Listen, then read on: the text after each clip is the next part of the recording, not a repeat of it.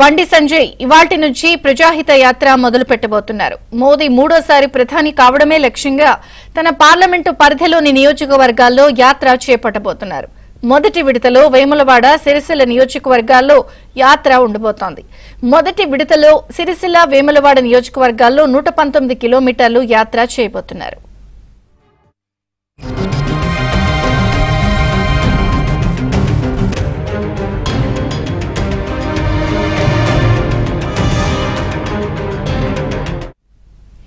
ఇవాళ ఉదయం మహాశక్తి అమ్మవారి ఆలయంలో పూజలు చేసిన తర్వాత కొండగట్టు ఆంజనేయ స్వామి ఆలయంలో పూజలు నిర్వహిస్తారు. ఆ తర్వాత వేములవాడ నియోజకవర్గంలోని మేడిపల్లిలో ప్రజాహిత యాత్ర మొదలు పెడతారు. మేడిపల్లిలో బహిరంగ సభ నిర్వహించిన తర్వాత యాత్ర ప్రారంభిస్తారు. మండల, గ్రామాల్లో పాదయాత్ర చేస్తారు.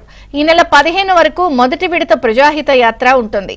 కేంద్రంలో మరోసారి మోదీ నేతృత్వంలో బీజేపీ అధికారంలోకి వస్తుందని, అందుకే ప్రజాహిత యాత్ర చేపడుతున్నానని బండి సంజయ్ తెలిపారు.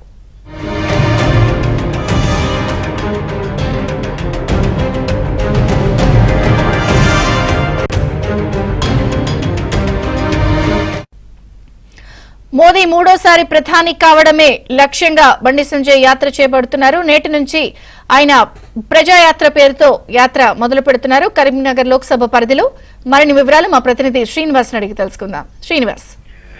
విజయచంద్రిక, నేటి నుంచి ఈ నెల 15 వరకు బండి సంజయ్ మొదటి విడత ప్రజాహిత యాత్ర చేపట్టబోతున్నారు.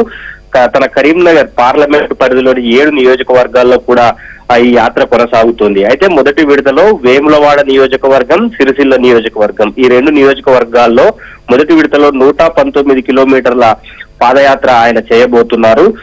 ఈ రోజు ఆయనకు ఇష్టదైవమైన మహాశక్తి అమ్మవారి ఆలయంలో పూజలు నిర్వహించిన తర్వాత నేరుగా కొండగట్టు ఆంజనేయ స్వామి దర్శనానికి వెళ్తారు. అక్కడి నుంచి వేములవాడ నియోజకవర్గంలో ఉన్న మేడిపల్లి మండలంలో మధ్యాహ్నం బహిరంగ సభ నిర్వహిస్తారు. బహిరంగ సభ అనంతరం తన మొదటి రోజు ప్రజాహిత యాత్ర ప్రారంభం అవుతుంది.